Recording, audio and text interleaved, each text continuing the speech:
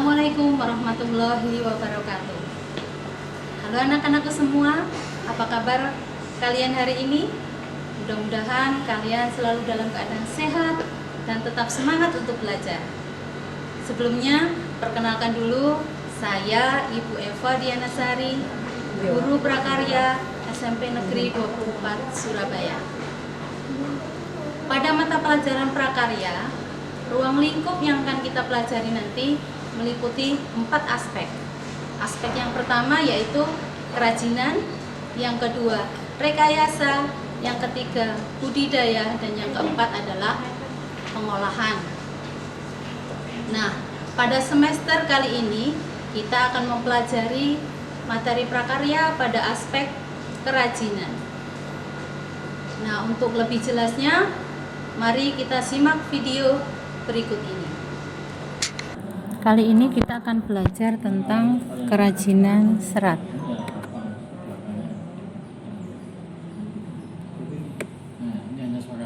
Kali ini yang kita pelajari adalah kerajinan serat alam. Ini adalah beberapa contoh kerajinan dari bahan serat alam.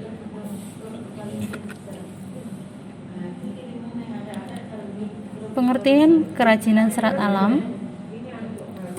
Bahan serat alam adalah suatu jenis bahan berupa potongan-potongan komponen yang membentuk jaringan memanjang yang utuh. Menurut Kamus Bahasa Indonesia, serat adalah suatu material yang perbandingan panjang dan lebarnya sangat besar dan molekul penyusunnya terorientasi terutama ke arah panjang.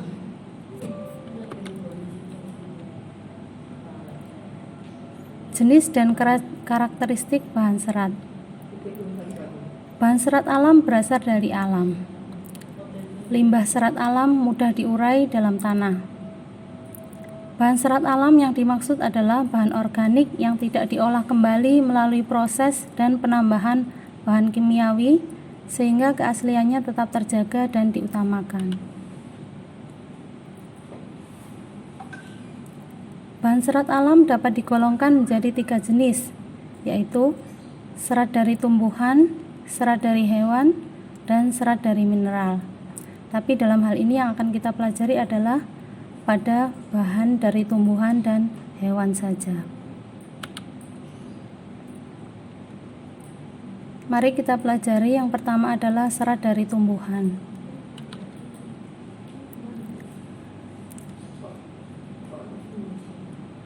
Serat dari tumbuhan diklasifikasikan menjadi 4, yaitu serat dari biji, serat dari batang, dari daun, dan dari buah.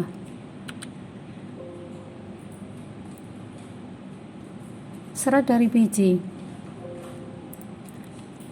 Contoh biji yang memenuhi persyaratan untuk diolah sebagai bahan serat adalah biji dari pohon kapas dan kapuk.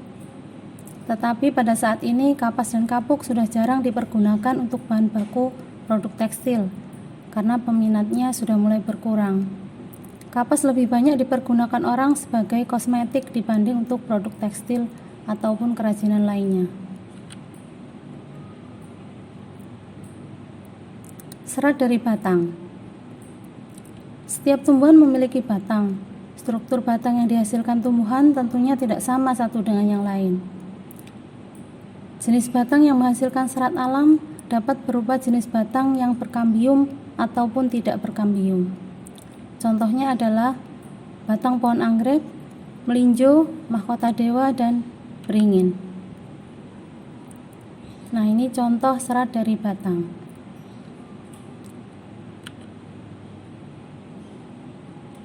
Berikutnya adalah serat dari daun. Tumbuhan yang dapat diolah sebagai bahan serat dari daunnya tidaklah banyak. Namun, banyak orang memanfaatkan serat dari daun sebagai bahan baku produk tekstil.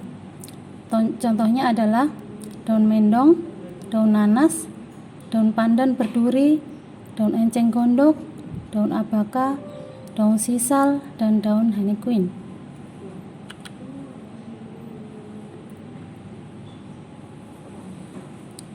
Serat yang berasal dari buah. Buah yang bisa dimanfaatkan sebagai bahan serat adalah salah satunya kelapa. Buah kelapa memiliki saput yang melapisi buah. Saput tersebut telah banyak digunakan sebagai bahan serat. Sabut buah kelapa memiliki banyak manfaat. Semua jenis sabut, mulai dari sabut yang memiliki serat panjang, serat pendek, hingga debunya pun dapat dimanfaatkan semuanya. Namun yang dipergunakan sebagai serat hanyalah yang memiliki potongan panjang. Selanjutnya serat ini yang diolah kembali menjadi bahan baku. Baiklah, sekarang kita belajar serat dari hewan.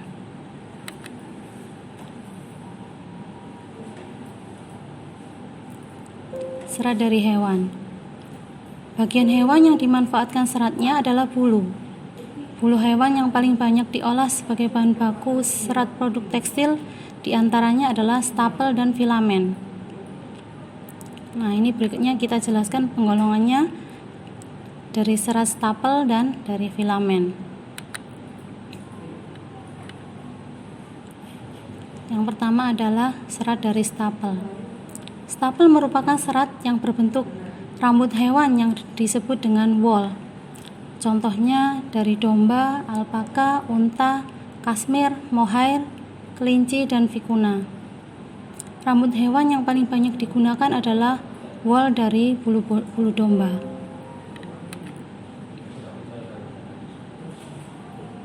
Nah, yang kedua adalah serat dari filamen. Filamen merupakan serat yang berbentuk jaringan.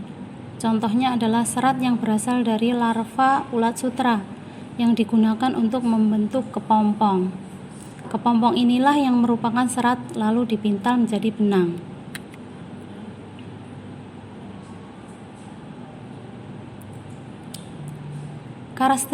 Karakteristik bahan serat alam yang menjadi perhatian adalah pada permukaan seratnya, seperti kehalusan, kekuatan, daya serap, dan kemuluran atau elastisitas.